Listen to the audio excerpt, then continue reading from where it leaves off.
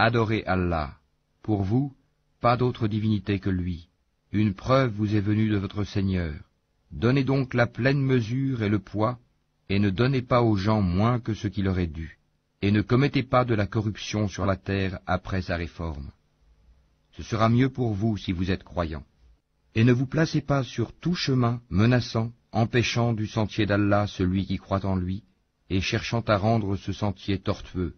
Rappelez-vous quand vous étiez peu nombreux et qu'il vous a multiplié en grand nombre. Et regardez ce qui est advenu aux fauteurs de désordre. Si une partie d'entre vous a cru au message avec lequel j'ai été envoyé, et qu'une partie n'a pas cru, patientez donc jusqu'à ce qu'Allah juge parmi nous, car il est le meilleur des juges. Les notables de son peuple qui s'enflaient d'orgueil dirent, « Nous t'expulserons certes de notre cité, ô Chouaïb, toi et ceux qui ont cru avec toi, ou que vous reveniez à notre religion. » Il dit, « Est-ce même quand cela nous répugne? Certes, nous aurions forgé un mensonge contre Allah si nous revenions à votre religion après qu'Allah nous en a sauvés. Il ne nous appartient pas d'y retourner, à moins qu'Allah, notre Seigneur, ne le veuille. Notre Seigneur embrasse toutes choses de sa science. C'est en Allah que nous plaçons notre confiance. Ô notre Seigneur, tranche par la vérité entre nous et notre peuple, car tu es le meilleur des juges. » Et les notables de son peuple qui ne croyaient pas dirent, « Si vous suivez Chouaïb, vous serez assurément perdants. » Alors, le tremblement de terre les saisit, et les voilà étendus, gisant dans leur demeure.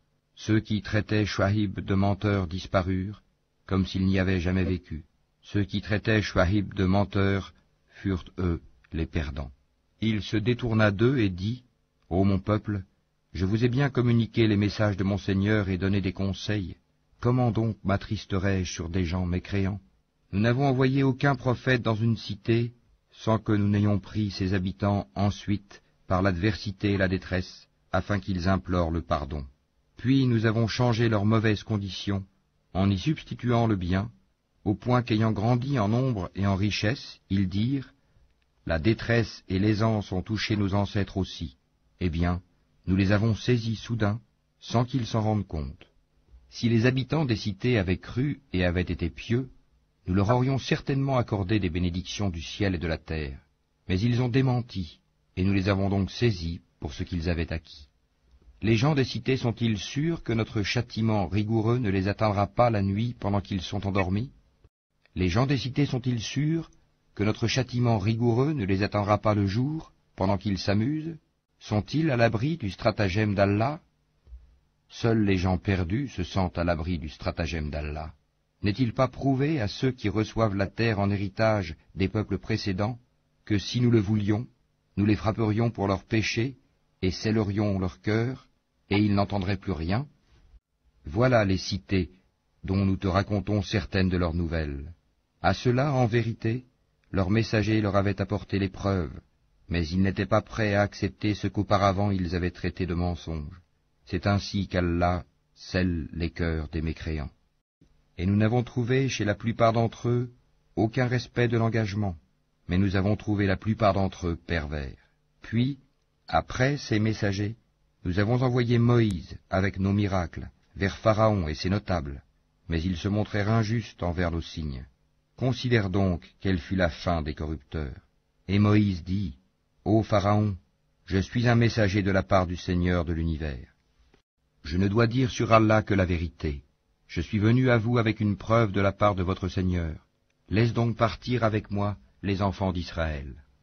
Si tu es venu avec un miracle, dit Pharaon, apporte-le donc, si tu es du nombre des véridiques. » Il jeta son bâton, et voilà que c'était un serpent, évident. Et il sortit sa main, et voilà qu'elle était blanche, éclatante pour ceux qui regardaient. Les notables du peuple de Pharaon dirent, « Voilà certes un magicien chevronné. Il veut vous expulser de votre pays. Alors, que commandez-vous » Ils dirent, « Fais-le attendre, lui et son frère, et envoie des rassembleurs dans les villes, qui t'amèneront tout magicien averti. » Et les magiciens vinrent à Pharaon en disant, « Y aura-t-il vraiment une récompense pour nous si nous sommes les vainqueurs ?» Il dit, « Oui, et vous serez certainement du nombre de mes rapprochés. » Ils dirent, « Ô Moïse, ou bien tu jetteras le premier, ou bien nous serons les premiers à jeter. » Jetez, dit-il. Puis, lorsqu'ils eurent jeté, ils ensorcelèrent les yeux des gens et les épouvantèrent, et vinrent avec une puissante magie. Et nous révélâmes à Moïse, jette ton bâton. Et voilà que celui-ci se mit à engloutir ce qu'ils avaient fabriqué. Ainsi, la vérité se manifesta, et ce qu'ils firent fut vain. Ainsi ils furent battus et se trouvèrent humiliés, et les magiciens se jetèrent prosternés. Ils dirent, nous croyons au Seigneur de l'univers, au Seigneur de Moïse et d'Aaron. Y avez-vous cru avant que je ne vous le permette, dit Pharaon? C'est bien un stratagème que vous avez manigancé dans la ville, afin d'en faire partir ses habitants. Vous saurez bientôt. Je vais vous couper la main et la jambe opposées, et puis je vous crucifierai tous. Ils dirent, en vérité, c'est vers notre Seigneur que nous retournerons. Tu ne te venges de nous que parce que nous avons cru aux preuves de notre Seigneur lorsqu'elles nous sont venues. Ô notre Seigneur, déverse sur nous l'endurance, et fais-nous mourir entièrement soumis. Et les notables du peuple de Pharaon dirent, laisseras-tu Moïse et son peuple commettre du désordre sur la terre, et lui-même te délaisser, toi et tes divinités? Il dit, nous allons massacrer leurs fils et laisser vivre leurs femmes. Nous aurons le dessus sur eux et les dominerons. Moïse dit à son peuple, demandez aide auprès d'Allah, et soyez patients, car la terre appartient à Allah. Il en a fait héritier qui il veut parmi ses serviteurs, et la fin heureuse sera aux pieux. Ils dirent, nous avons été persécutés avant que tu ne viennes à nous, et après ton arrivée. Il dit, il se peut que votre Seigneur détruise votre ennemi, et vous donne la lieutenance sur terre, et il verra ensuite comment vous agirez. Nous avons éprouvé les gens de Pharaon par des années de disette, et par une diminution des fruits, afin qu'ils se rappellent. Et quand le bien-être leur vint, ils dirent, cela nous est dû, et si un mal les atteignait, ils voyaient en Moïse et ceux qui étaient avec lui un mauvais augure. En vérité, leur sort dépend uniquement d'Allah, mais la plupart d'entre eux ne savent pas. Et ils dirent, quel que soit le miracle que tu nous apportes pour nous fasciner, nous ne croirons pas en toi. Et nous avons alors envoyé sur eux l'inondation, les sauterelles, les poux ou la calandre, les grenouilles et le sang, comme signes explicites. Mais ils s'enflèrent d'orgueil et demeurèrent un peuple criminel. Et quand le châtiment les frappa, ils dirent, ô Moïse, invoque pour nous ton Seigneur en vertu de l'engagement qu'il t'a donné.